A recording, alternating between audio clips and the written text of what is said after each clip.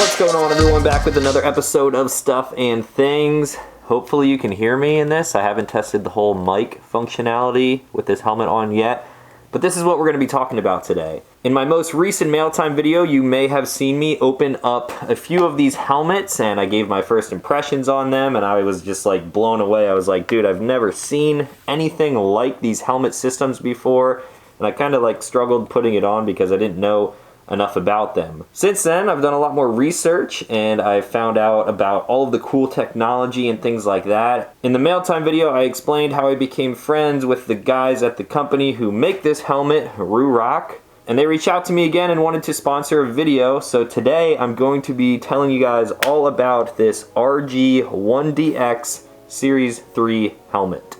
Now let me actually pop this off so you guys can see how it all goes together.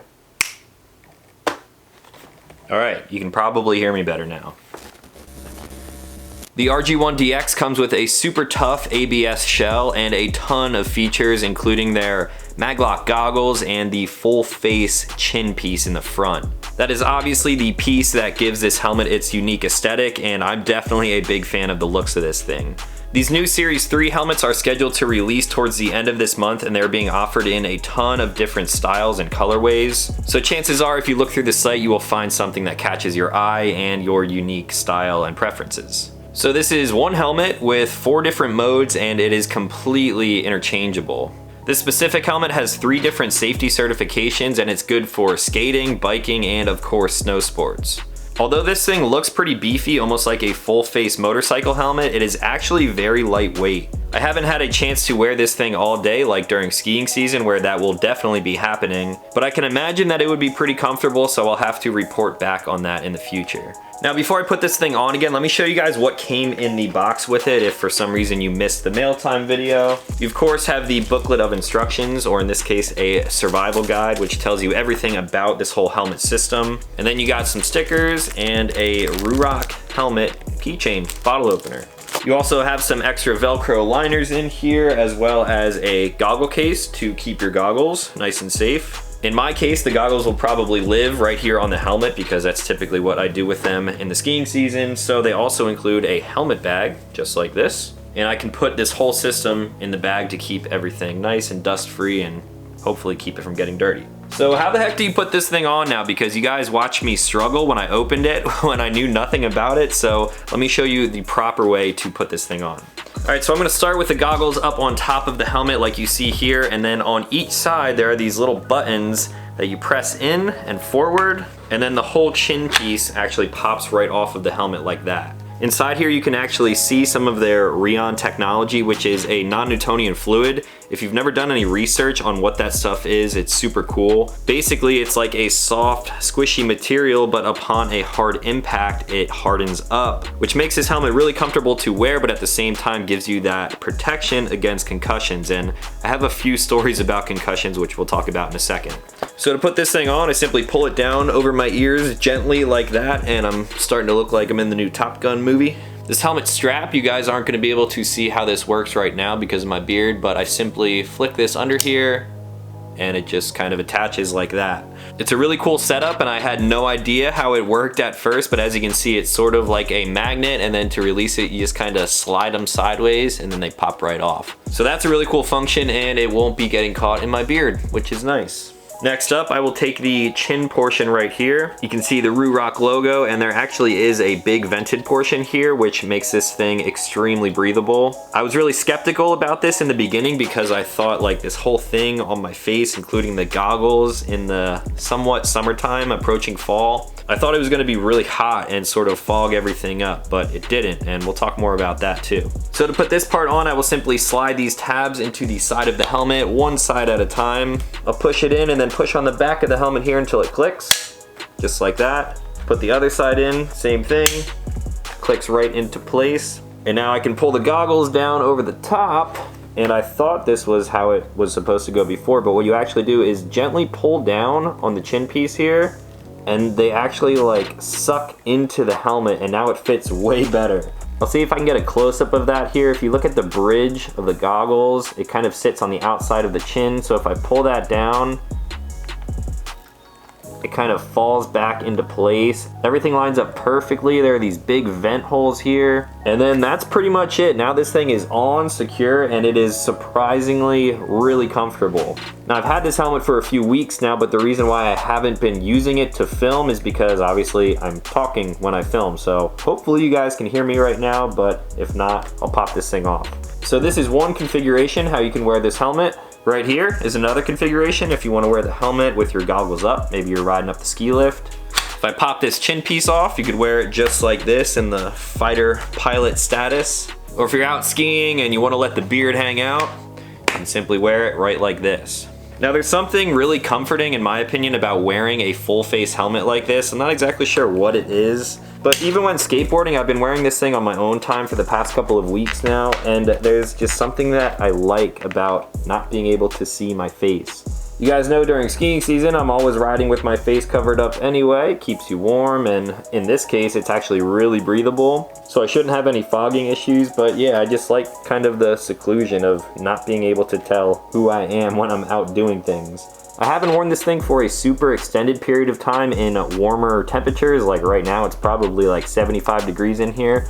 But for some reason, I don't know what they have going on here, but these goggles just don't fog up. It is a little warm with my beard and everything, but I still have plenty of vents in the front to be able to breathe. These gaps underneath the goggle here, they're not complete gaps like to my skin. There's definitely some foam and protection in there. But when you're out riding around on the streets, even when it's like 85, 90 out, the air gets in there, it comes through the back of the helmet. There are a ton of vents on top of here, and it's actually surprisingly really cool. Now, if it's like 100 degrees out and the sun is just beating down on me, I probably wouldn't want to wear these goggles and the face piece at all. But for the most part, I'm probably going to be wearing this thing during skiing season, which is why I have to check back and let you guys know how that is then. So let me pop this thing off again and we'll talk more about the features inside this helmet.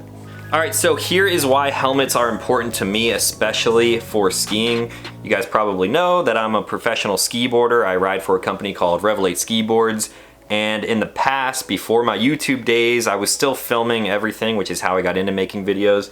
But I've actually broken 2 helmets while ski boarding. The first one was a long time ago, before cameras got as good as they are now, so please excuse this video quality. This was taken on a cell phone, but I was really young, really dumb, and I was learning double backflips over a jump that I shouldn't have been doing that over. Now, this wasn't the actual attempt where I broke a helmet, but this is kind of what it led up to.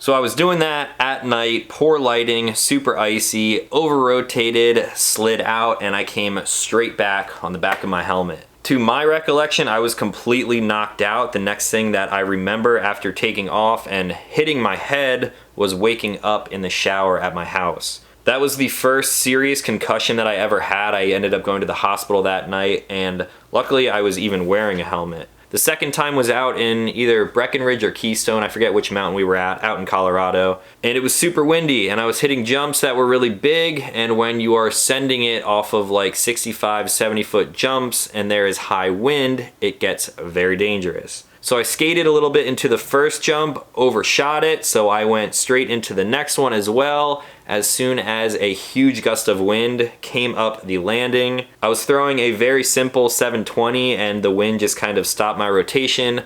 I came up about 5 feet short of the knuckle with my skis sideways into the snow. I slammed really hard, and this is what that looked like.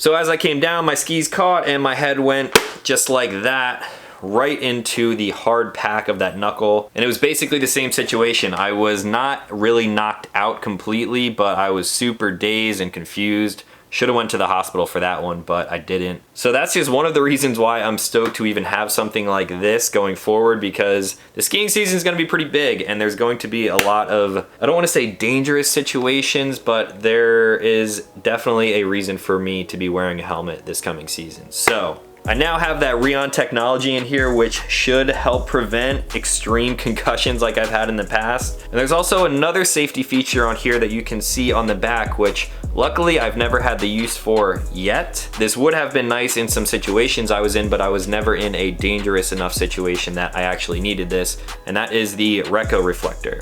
Somewhere within the shell of the helmet there is a Recco Reflector, which is good for avalanches. I've rode in some really gnarly places, backcountry, in some very slide prone areas. If you've watched my videos, you already know what I'm talking about. And in a situation where you're caught in a slide, something like that reflector in there will help you be found much easier than if you wouldn't have one. Granted, if you're going into the backcountry, you should have some more safety precautionary measures, but having this on you all the time is a nice feature for sure.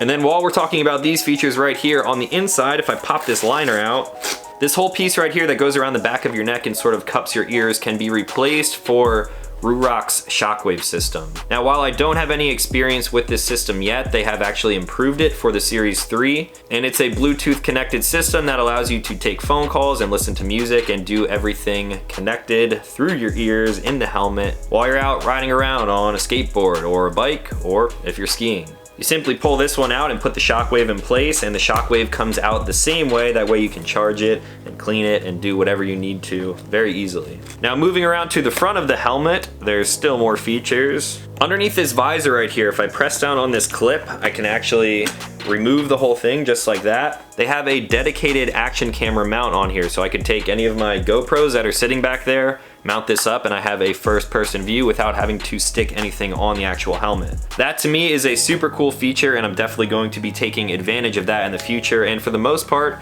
if you're wearing a helmet, you're into filming all of the crazy action extreme stuff that you do, so I figure a lot of people will like that. If you're not using that mount, you can simply put the visor back in place and then clip it on just like that. And then the final piece of the whole system, which I haven't hit on yet, are these goggles right here. So these are the included Ruroc goggles. You can wear them as they are, just like this, or you can wear them with the helmet system, which is what I would do. And some things that are cool about these is that they're offered in a bunch of different colors, 10 different colored polarized lenses. I don't know how they do it, but it seems like they are completely fog free, even when you're sitting around in the heat with your face mask and everything on. And I'm not sure if you've seen anything like this before, but if I pull on these two clips right here, pops open, I'll lift up on the frame of the goggles and sort of pull down on the nose here, and now these lenses come out completely out of the frame just like that. You can clean them, you can hot swap them if you're skiing at night now and you want to put some clear lenses in there. This is a pretty ridiculous look right now, isn't it? But it's cool. These are actually a little bit fingerprinty from me touching them, so here we go. I'll just kind of wipe them off just like this with the included goggle bag. Now I'll pop the top in first, and the bottom just goes together right like that, and now they're back in place, secure, and ready to go. So this is a pretty cool system coming from Ruroc if you're into the whole aesthetic and all of the features. I mean, why wouldn't you be? Like I mentioned, these new helmets are being released this month in a couple days from when this video is going live. They're bringing 15 new colorways. This one happens to be the Spitfire, which is kind of military inspired. You got the Spitfire shark on the side here. And the details in these finishes are super cool. You got a little bit of a kill count going on over here. So they have 15 new colorways, 4 of which are limited editions, and there will only be 500 of them made. This is one of them. And this new line of helmets is going to be retailing for about $400, and that is with everything included here. So you get the full face helmet, the mount, the visor, the goggles, the lenses, the face, front chin piece, and everything that you see here with the included bag and everything else. So if you're looking for a versatile sort of do-it-all style helmet with 4 different configurable ways to wear it, then maybe this is something that you guys want to look into. Like I mentioned, I'm definitely going to be wearing one of these during skiing season to test it out even further, keep my face warm. A beard can only do so much. And hopefully I don't have any falls like I showed you guys, because I like my head how it is and I want to keep making videos in the future, so this will sort of protect everything that's in here. Now before I sign off, I want to give back to you guys even more. So if you watch my mail time video, you will see that I got a few of these helmets. Right here is another one of the limited editions, only 500 of these colorways made. This is the Chain Breaker. This is the new RG1-DX Helmet Series 3. Hasn't released yet at the time that I'm filming this video. video, and I want to give it away to one of you guys out there. If you go and check out Ruroc's website, I will leave a link in the top of the description down below. You can actually do a little sizing chart type of thing. This is the medium to large size at 57 to 59 centimeters. So go and check out their sizing chart. If you think that this is something that may fit you, then you can head over to my Instagram for a chance to win this. This giveaway is going to be pretty much the same as all of them. Find the picture of me wearing my personal Spitfire version of this helmet. Make sure you're following me and Ruroc on Instagram, like that photo, and tag a friend in the comments of that photo, and then I will pick a winner after 1 week. So next Thursday,